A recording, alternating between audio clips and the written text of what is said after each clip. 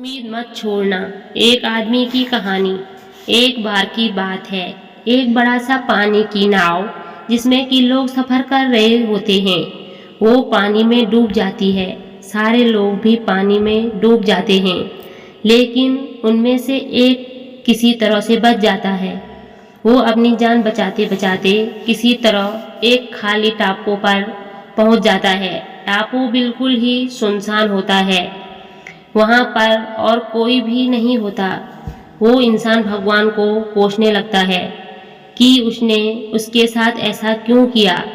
फिर वो उस टापू के किनारे काफ़ी दिनों तक बैठा रहता है, इस आस में कि शायद उसे कोई बचाने के लिए आ जाए। लेकिन 2-3 दिन बीत जाने पर भी उसे बचाने के लिए कोई नहीं आता। वो अपने बचने की उम्मीद पूरी तरह खो देता है।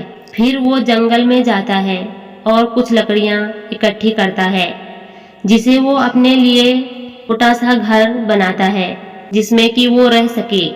वो आदमी पेड़ों से फलों को तोड़कर और मछलियों को पकड़कर अपना पेट भरता है। ऐसा काफ़ी दिनों तक चलता रहा। उस आदमी को अब अपने बचने का कोई रास्ता नहीं दिख रहा था। एक दिन जब वो जंगल में कुछ खाने की तलाश करने के गया हुआ था, तभी उसे बिजली गिरने की आवाज़ सुनाई दी। वो बिजली उसके घर के पास गिरी थी, इसीलिए वो वापस अपने घर को देखने आया। तब उसने देखा कि उसका घर बुरी तरह से जल रहा है। वो बिजली उसके घर के ऊपर गिरी थी, जिसके कारण उसके घर को आग लग गई। वो आदमी भगवान को कोसने लगता है कि उसने छोटा सा घर बनाया था, वो भी जल गया। अब वो क्या करेगा। वो अपनी किस्मत को दिन भर कोसता रहा। फिर उस टापू के किनारे के पास ही सो गया। अचानक उसे एक नाव की आवाज़ सुनाई दी, जिससे उसकी आंखें खुल गई। तो उसने उठकर देखा कि एक नाव उसके पास ही आ रही थी। वो जोर जोर से उस नाव को मदद के लिए पुकारने लगा। उस नाव पर सवार लोगों ने उसकी आवाज़ सुन ली और उसे बचा लिया। उस आदमी ने उन लोगों से पूछा कि आपको कैसे पता लगा कि मैं यहाँ पर हूँ।